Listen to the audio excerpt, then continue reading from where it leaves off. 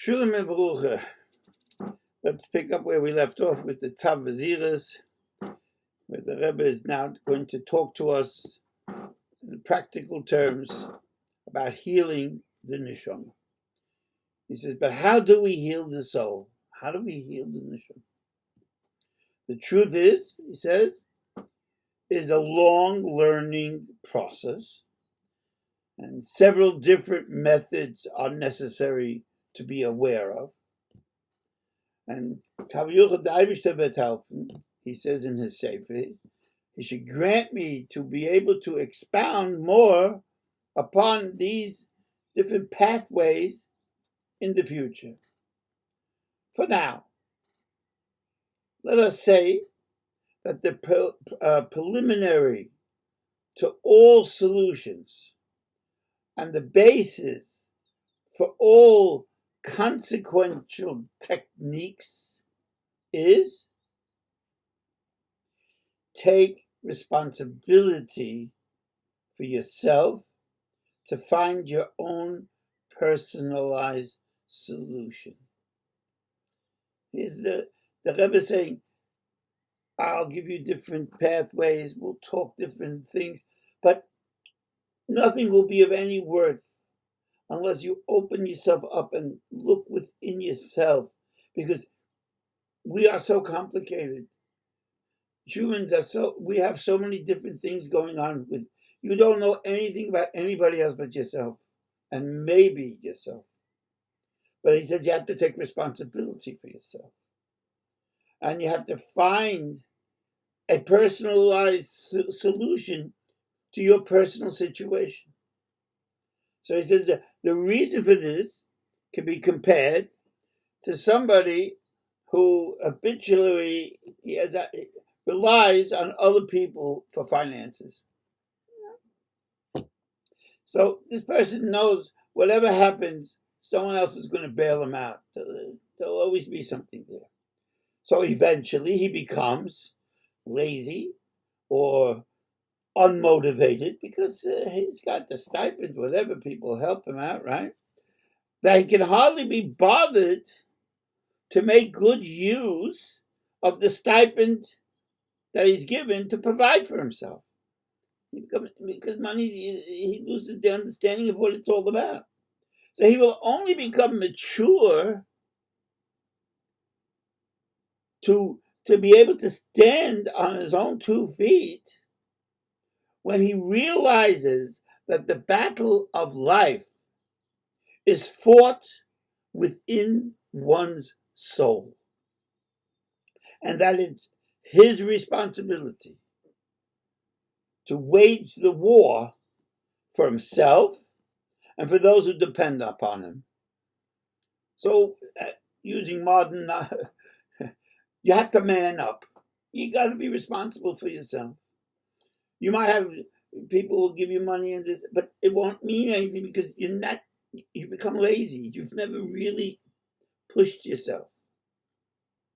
So he says that all the advice and commands that people, that even your superiors, will be insufficient, right?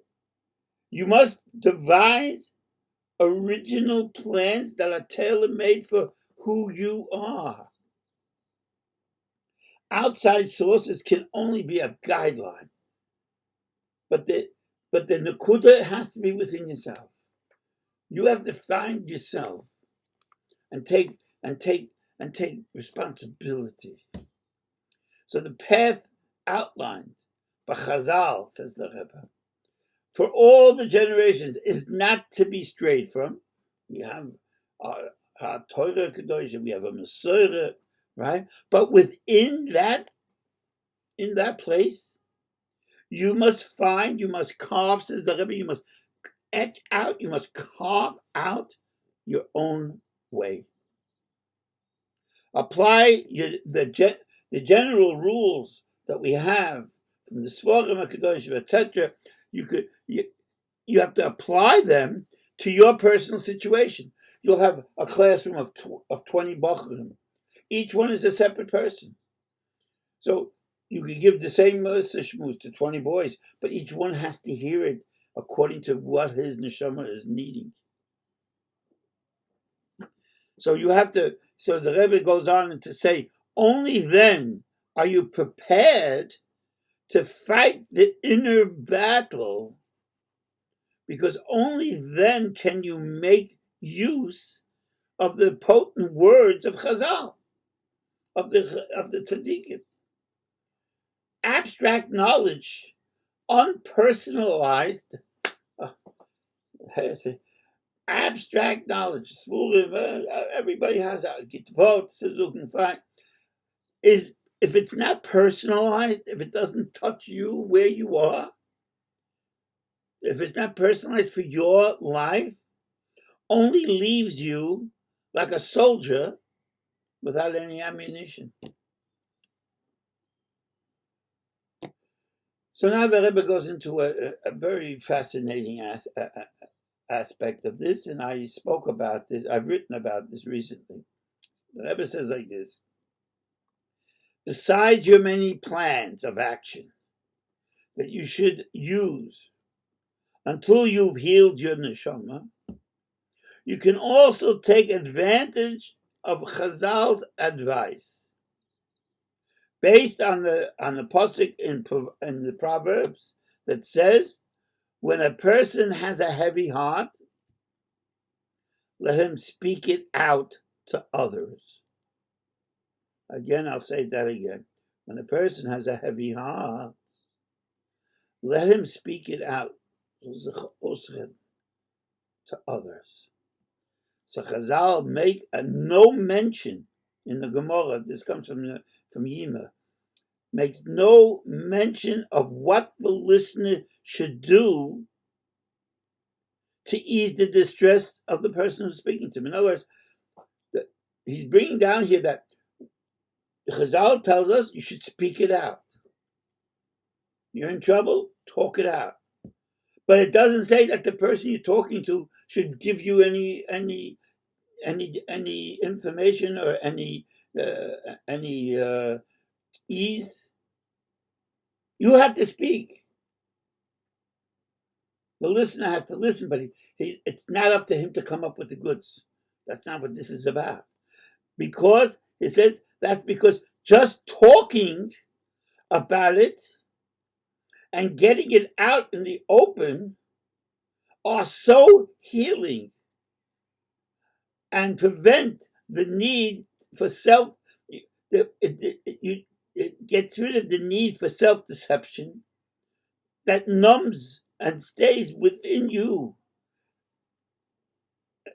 Let me explain what the Rebbe means here. When you speak something out and you've told somebody, then you don't have to fool yourself about this particular problem. It's out there. You've spoken to someone. You've seen the words. Because if you keep it bottled up, right, you try to bury the pain, right, it numbs your neshama. The Baal Shem HaKudosh explains the verse from Shir Hashirim, my soul was brought out when it spoke. My neshama, my soul spoke. The soul brought out when it spoke. What does that mean? In this context, we understand. When I speak, when I just talk, you don't have to be the guy, the chochem, who gives me the information, gives me the keys to all my problems. I've spoken it out, right? I've spoken it out, and therefore, I've begun to heal my neshama. You can experience this, says the Rebbe, with your own anger or upset. You may feel that the emotional pain has subsided. I got over it. Guy insulted me or whatever. I got over it. Sure.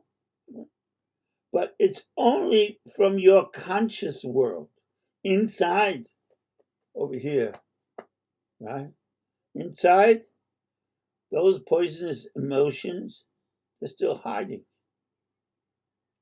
If more events continue to evoke the same emotions, and you continue to suppress them, bottling them up, as I said, keeping them out of sight, eventually your emotional bank will burst and will explode,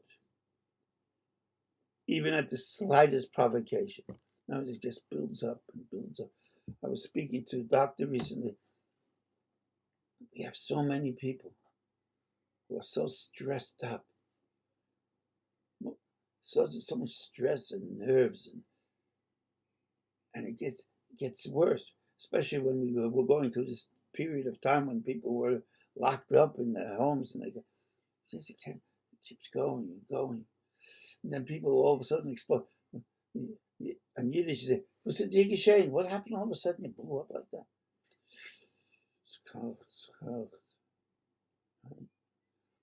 This is the reason, says the Rebbe, depressive people become depressed at the drop of a hat. There is no evident cause for their mood swing beyond the evocation, the reminder, the surfacing once again of buried pain and all its associated ideas. So people you can never know because it's just there, and then all of a sudden it rushes up. So there's what do you call it again? A trigger, and it comes spewing out all this pain.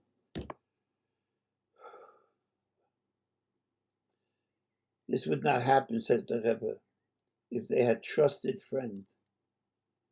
They had trusted a friend before they could talk to and pour it all out. Just tell them, Rebbe, I don't need, just listen to me so I know I could trust you. You're not going to hurt me. I just need to talk. And as soon as they get that opportunity, they would immediately feel a tremendous load off their hearts, and the pain would lift from their neshamas. This is the point, says the Rebbe. Do you have more intimate ally? And here we go into the next chapter, which we'll pick up with next week. I'll tell you who. Do you have the most intimate ally and trusted confidant? Then you're always there for you, Father in Shemayim. And now the Rebbe will go and discuss with us about cathartic davening prayer. But we'll leave it here. And it's very difficult times now. But we're coming back to our shul soon. And I think it's going to be a bit easier, perhaps. Times are helping. But listen to these cherished words. Find somebody. Talk it out. That person doesn't have to give you the eights. The eights are in here. And this is only the first step. We'll talk much more about building yourself up, and with that, your connection to Kavayucha. Dadurch soll helfen, sollen sich treffen, Gesinntheit, alle jeden sollen sich hitten werden, und sollen sich hoben, Kitten, Kodesh, Kol,